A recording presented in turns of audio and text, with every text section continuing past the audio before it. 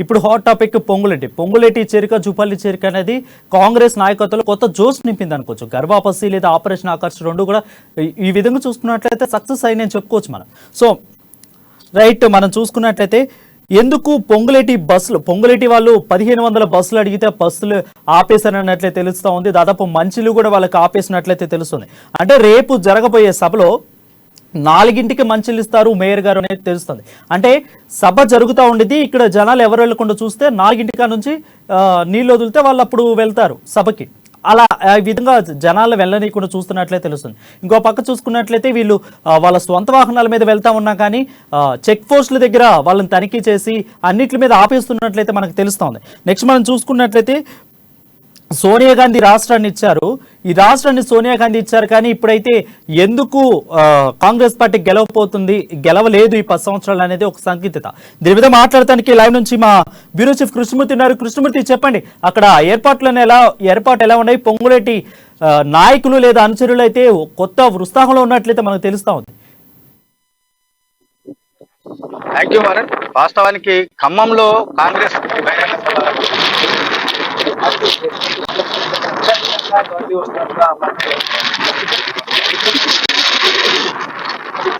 BRS party Congress సభను చేసేందుకు చెడ్డదా ప్రయత్నం చేస్తుందని చెప్పేసి శ్రీనివాస్ రెడ్డి గారిని ఆయన ఆరోపిస్తా ఉన్నారు. గ్రామీణ ప్రాంతాల నుంచి ప్రజలు రాకుండా ఏదైతే దళిత బంధువుల నుంచి వాహనాలు చూస్తున్నారో వాళ్ళు ఇక్కడికి వాటి ఈ సభకు వెళ్తారు అని చెప్పి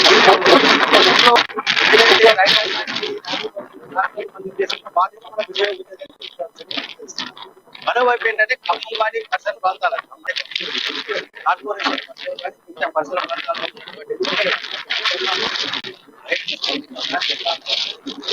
ఈ రోజు నుంచే మధ్యలో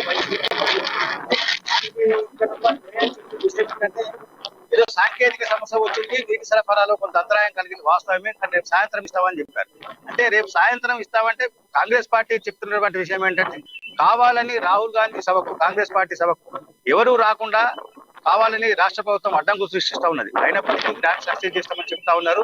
ఇక్కడ మనతో మాట్లాడేందుకు కొంతమంది వేర్వేరు ప్రాంతాల నుంచి, అంటే ఖమ్మం జిల్లాకు చెందినటువంటి వేర్వేరు జిల్లాలకు ఇక్కడ అంటే బహిరంగ సభ ఏర్పాట్లను స్వచ్ఛందంగా పర్యవేక్షించేందుకు, బహిరంగ సభ ఏర్పాట్లలో స్వచ్ఛందంగా పాల్గొనేందుకు వాళ్ళు ఇక్కడికి వచ్చారు. వాళ్ళు అంటే రాష్ట్ర ప్రభుత్వం ఏ రకమైనటువంటి ఇబ్బందులు పెడతా ఉన్నది, ఈ బహిరంగ సభను విఫలం చేసేందుకు ఏముంది అంటే వాళ్ళు సభను ఏ రకంగా సక్సెస్ చేసేందుకు వాళ్ళు ముందుకు వస్తున్నారు అనే విషయం మనతో మాట్లాడేందుకు సిద్ధంగా ఉన్నారు. సార్ చెప్పండి, మీ పేరు? మా పేరు వలవల వెంకటరావు అండి, మాది బజార్ కాన్ఫరెన్స్. ఓకే, ఏంటి అసలు ఇక్కడ మమ్మల్ని అక్కడ బాగా ఇబ్బందులు పెడుతున్నారండి. బస్సులు పంపమంటే బస్సులు పంపేది లేదు. రైతు బంధు వచ్చిన ర్యాలీలు వచ్చినాయి, ట్రాక్టర్లు వచ్చినాయి, అవి కూడా మాకు పంపమని చెప్పి ఆడ కరాకండి గ్రామ పంచాయతీ సర్పంచ్, గ్రామంలో ఇంకా వార్డు మెంబర్లు, అట్లాగనే మండల అధ్యక్షులు వాళ్ళంతా మమ్మల్ని మాది మత్స్యపల్లి నావారం అండి, చింతకాని మండలం. బాగా ఇబ్బందులు చేస్తారు. ఎన్ని ఇబ్బందులు పెట్టినా ఏది చేసినా మేము స్వచ్ఛందంగా మా రైతులు ట్రాక్టర్లు పెట్టుకున్నాం, రైతులు ఇచ్చేస్తాం. రేపు భారీ ఎత్తున 1000 మంది మేము మత్స్యపల్లి నావారం నుంచి 1000 మందిని బయలుదేరుతాం. అక్కడ నుంచి 1000 మందిని బయలుదేరుతాం మా ఊరు నుంచి. అంటే ఈ రోజు వస్తారా, రేపు వస్తారా? రేపే. మీరు ఇక్కడ ఈ రోజు ఎందుకు వచ్చారు? చూసుకోవడం, సభా ప్రాంగణం చూసుకోవడం. ఓకే సార్, మీరు ఎక్కడి నుంచి వచ్చారు? అది మత్స్యపల్లి నామవరం ఉంది మాది. అంటే మా కూడా మేము ఇప్పుడు శ్రీనివాస్ రెడ్డి వర్గం మాది సార్ కూడా సార్ వచ్చారు. శ్రీనివాస్ రెడ్డి సార్లు మాకు అంతా మంచిగానే చేశారు. మాకు ఏదైనా కూడా మాకు అందుబాటులో ఉంటుంది సార్. ఏ ఇబ్బంది వచ్చినా కూడా మాకు పోతే మాకు పర్వాలేదని అన్ని చూసుకుంటాం. ఇప్పుడు అటు నుంచి బాగానే మేము కూడా వెళ్ళిపోయినాం. మేము కూడా వాళ్ళ కాడికి పోయి ఏం పనులు కాకుండా మాకు సార్ బాగానే చేశారు. ఈ రోజు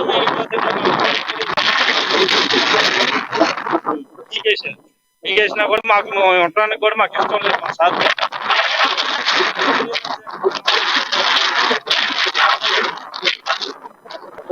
ఇబ్బంది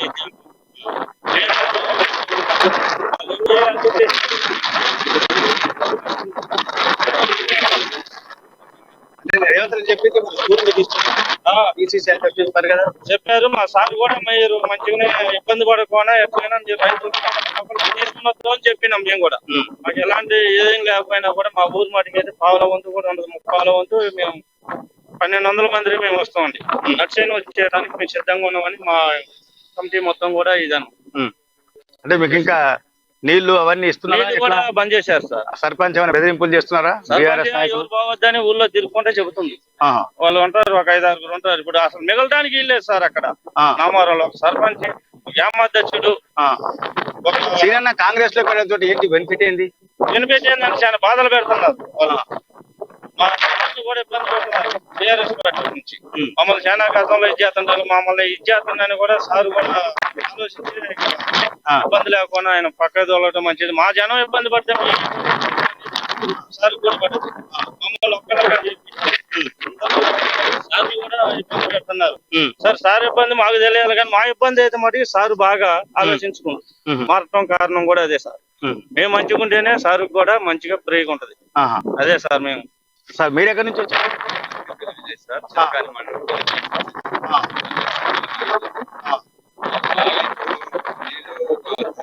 Three days వాటర్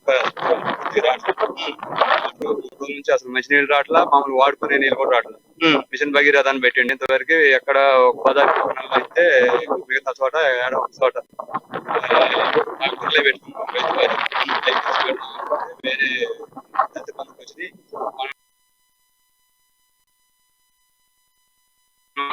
వాళ్ళ దగ్గర పోయి వాళ్ళ దగ్గర కమిటీలు వేసి వాళ్ళని బెదిరిస్తాను. రావు ఈ రావు అని చెప్పి టిఆర్ఎస్ నాయకులు బిఆర్ఎస్ నాయకులు వాళ్ళే బెదిరిస్తున్నారు. బెదిరించి సభకు రాకుండా ఆఫ్ చేయాలని వాళ్ళు విశ్వ ప్రయత్నం చేస్తున్నారు. ప్రతి విలేజ్ లో, మా విలేజ్ ఒకటే కాదు, మా చింతగడ్డ మండలంలో మొత్తం అంతే. మండల అధ్యక్షులు వాళ్ళు, బిఆర్ఎస్ వాళ్ళు, గ్రామ శాఖ అధ్యక్షులు, వార్డు మెంబర్లు, ఇప్పుడున్న పాలకవర్గం మొత్తం కూడా బెదిరియడం బాగా. మీకు అది రాదు ఇది రాదు, రేపు మళ్ళీ అధికారంలో మా పార్టీ వస్తుంది. మరి ఇప్పుడు మీరు సభకు వస్తే తర్వాత మిమ్మల్ని ఇబ్బంది గురి చేస్తే ఎందుకు చేస్తారు? కాంగ్రెస్ లో ఆల్రెడీ ఒకసారి కేసు పెట్టారు, ఇది చేశారు. జైలు కూడా పోయిన నేను, నా మీద అక్రమం కేసు పెట్టి ఇది చేశారు. బ్యాంకులో పోయిన ఇవాళ బ్యాంకు ఒక మేనేజర్ గానీ ఒక ఫీల్డ్ ఆఫీసర్ గానీ లెక్క చేయట్లా. క్రాప్ లోన్ రెన్యువల్ చేద్దాం అని పోతే నేను ఫీల్డ్ ఆఫీసర్, నాకు భూమి 3 ఎకరాలు ఉంది. 3 ఎకరాలు ఉంటే లోన్ పెంచమంటే నీకు పెన్షన్ పోవని అసలు ఎట్లా పడితే అట్లా వాదం జరిగింది బ్యాంకు ఫీల్డ్ ఆఫీసర్ గారికి నాకు. అట్లుంది టీఆర్ఎస్ గవర్నమెంట్. దౌర్భాగ్యంగా ఉంది. ఎంత దౌర్భాగ్యంగా ఉందంటే అంత దౌర్భాగ్యంగా ఉంది. రైతులకు రుణమాఫీ జరిగిందా? జరగలేదు సార్. రైతు రుణమాఫీ 1,00,000 రూపాయలు 2014లో గెలిచిండు, 2018లో గెలిచిండు. రుణమాఫీ అన్న మాట చేయలేదు ఎవరు కేసీఆర్ సార్. సీఎం గా ఉండు గానీ మరి రైతులు సంతోషంగా ఉన్నారని చెప్తున్నారు. రైతు బంధు ఇస్తున్నాం మేము సార్. దేశంలోనే మా రైతులు ఆదర్శంగా ఉన్నారని చెప్తారు కదా. ఈ కేటీఆర్ చెప్పే మాటలు, హరీష్ రావు చెప్పే మాటలు ఇవన్నీ బోటకపు మాటలు. రైతులకు ఏమీ చేయలేదు. నా ముందుకు వచ్చి రైతుల ముందుకు వచ్చి మాట్లాడవాను. మరి ధరణి పోస్టులు పెట్టాక చాలా ఇబ్బందులు పెడతాను మేము. మాకు కొంత భూమి ఎక్కాలి. ధరణి పోస్టులు పెట్టిన కాడ నుంచి మామూలు కాదు, సన్నకారు రైతుల్ని ఏమీ లబ్ధి పొందలేదు టీఆర్ఎస్ గవర్నమెంట్ లో. సన్నకారు రైతులు అనే వాళ్ళని అసలు అడుగుని దొక్కేసిండు గవర్నమెంటే. అది ఉన్నోళ్ళకే పెడతాడు. ఈ రైతు బంధు అని ఇచ్చిండు. ఇప్పుడు మాకు రెన్యువల్ చేయలేదని చెప్పి, వడ్డీ కట్టలేదని చెప్పి ఆయన ఇచ్చిన 3 ఎకరాలకు 15 వేలు ఆయనకే పోయింది వడ్డీకే. మాకెక్కడ మా చేతికి వచ్చినాయా? మాకు పెట్టుబడికి వచ్చినాయా? ఎప్పుడు అదే జరుగుతుంది. ఎవరు ఇవ్వన్నారా ఆయన రైతు బంధుని? రైతులు ఇవ్వన్నారా? మాకు రుణమాఫీ చేయమనండి, అది చేత కాదు. రైతు బంధు ఎవరు ఇవ్వన్నారు? రైతులు పోయి అడిగారు ఆయన్ని. ఇదే సంక్షేమం.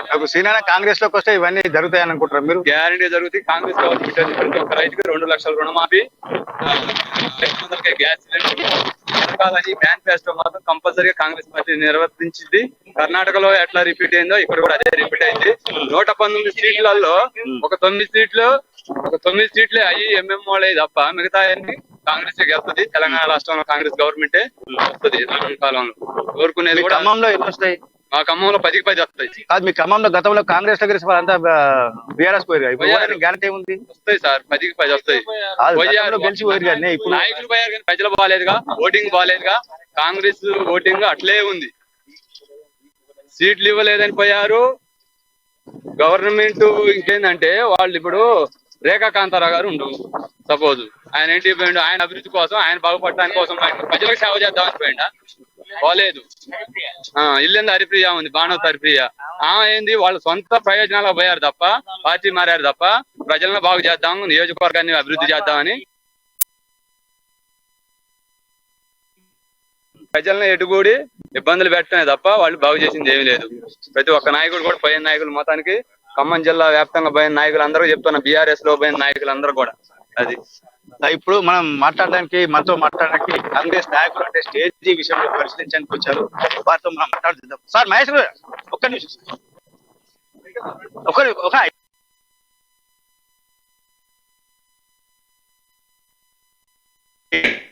ఏర్పాట్లు ఎట్లా ఉన్నాయి ఏంది? ఏర్పాట్లు సజావుగా జరుగుతా ఉన్నాయి. దాదాపు 3 లక్షల జనానికి సరిపడా ఏర్పాటు జరుగుతా ఉన్నాయి. తెలంగాణ చరిత్రలో కని విని ఎరగని రీతిలో ఇవాళ ప్రజలు కాంగ్రెస్ వైపు చూస్తున్న ఈ వేళ ఈ మీటింగ్ జరగబోతా ఉంది. బీఆర్ఎస్ ఆవిర్భావ సభ ఏదో పెట్టుకున్నారో దానికి మించి జనం కాంగ్రెస్ పార్టీ సభకు వచ్చే అవకాశం ఉంది. ప్రభుత్వం అన్ని విధాలుగా ఈ మీటింగ్ ఫెయిల్ చేసే ప్రయత్నాలు చేస్తా ఉన్నది. ఆర్టీసీ ఎండి గారు లైన్లకు వస్తలేరు, బస్సులు ఇవ్వట్లేదు.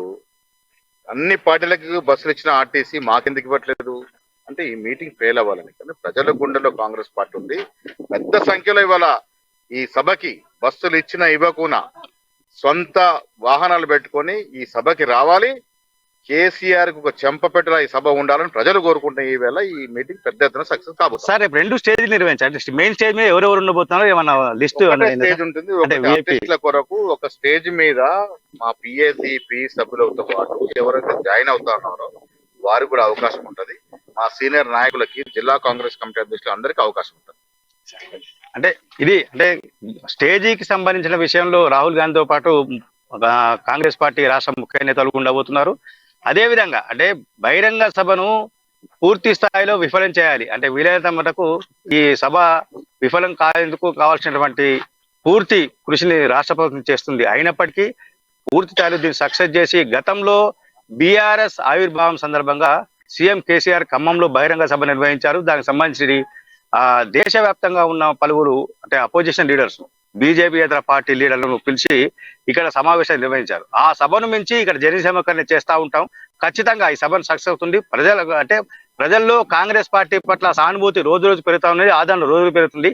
ఈ సభ సక్సెస్ ద్వారా దాన్ని మరీ నిరూపిస్తామని చెప్పేసి కాంగ్రెస్ పార్టీ నాయకులు చెప్తా ఉన్నారు. వరుణ్, కృష్ణమూర్తి చూసుకున్నట్లయితే పొంగులేటి శ్రీనివాస్ రెడ్డి యొక్క అనుచరులకైతే బెదిరింపు కాల్స్, చంపేస్తామని, శవాన్ని కూడా కనిపించకుండా చేస్తామని అయితే బెదిరింపు కాల్స్ అయితే వస్తున్నట్లు మనం చూస్తున్నాం. స్వయంగా శ్రీనివాస్ రెడ్డి గారే చెప్పారు. సో ఇప్పుడు చూసుకున్నట్లయితే ఈటెల రాజేందర్ విషయంలో హైకమాండ్ అయితే జోక్యం చేసుకొని ఆయనకైతే స్పెషల్ కేటగిరీ ఇప్పించింది. సో ఇప్పుడు పొంగులేటి శ్రీనివాస్ రెడ్డి గారు తన అనుచరుల విషయంలో ఎలాంటి యాక్షన్ తీసుకోబోతున్నారు? పొంగులేటి అక్కడ విజయబాబు అని డిసిసిబి ప్రెసిడెంట్ ఉన్నారు. ఆయన పొంగులేటితో పాటు కాంగ్రెస్ లో చేరేందుకు సిద్ధమయ్యారు. ఆయనను చంపుతామని చెప్పేసి కొంత బెదిరించారు. ఆయన శవం కూడా దొరకాలని చెప్పేసి చెప్తున్నారట. ఈ విషయంలో ఇదన్నిటి కూడా పోలీసు శాఖ ఈ ఎవరు బెదిరించారు ఏందనే విషయంలో పోలీస్ శాఖ కొంత నిగ్గు తేల్చాల్సిన అవసరం ఉంది. కానీ వాళ్ళు కూడా పట్టించుకోవట్లేదని చెప్పేసి పొంగులేటి శ్రీనివాసరెడ్డి గారు కొద్దిసేపటి క్రితం మీడియాతో మాట్లాడిన సందర్భంగా చెప్పారు. అయితే ఎవరేమి చేసినా, ఎవరెంత చేసినా, ఎవరిని బెదిరింపులు చేసినా, ఎవరిని కుట్రలు కుతంత్రాలు పన్నినా రేపటి జరగబోయే సభను ఖచ్చితంగా పూర్తి స్థాయిలో విరమించి చేస్తాం. ఖచ్చితంగా ఈ సభ కని విని ఎరగని రీతిలో సాగబోతుందని చెప్తా ఉన్నారు. మరోవైపు పొంగులేటి శ్రీనివాసరెడ్డి గారు అయితే మరింత ధీమాతో ఉన్నారు. ఖమ్మంలో జరగబోయే సభ రాష్ట్రంలో కాంగ్రెస్ పార్టీకి పునాది మరింత గట్టిగా వేస్తుంది, దీంట్లో ఎటువంటి సందేహం లేదు అని చెప్తా ఉన్నారు. కాబట్టి వారితోటి తనతో పాటు చాలా మంది చేరబోతున్నారు. ఈ సభ కేవలం ఆరంభం మాత్రమే. ఎన్నికల లోపల రాష్ట్రంలోని మరిన్ని ప్రాంతాల్లో ఇట్లాంటి సభ నిర్వహించేందుకు కాంగ్రెస్ పార్టీ సిద్ధంగా ఉంది. రాష్ట్ర ప్రభుత్వం చంపుతామని బెదిరించిన, హత్య రాజకీయాలకు పాల్పడ్డా, శివాలను మాయం చేస్తామని చెప్పినా, ఏది చెప్పినా కొత్త సంస్కృతి తెరలేపుతున్నది. గతంలో ఇదే బీఆర్ఎస్ పార్టీ సోలాపూర్లో మీటింగ్ పెట్టినప్పుడు, ఔరంగాబాద్ లో మీటింగ్ పెట్టినప్పుడు అక్కడ ప్రభుత్వాలు వీళ్ళకు పూర్తి స్థాయిలో సహకరించాయి.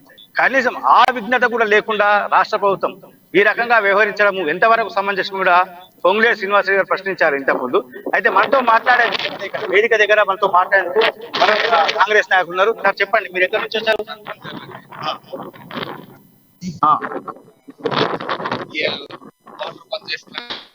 బస్సులు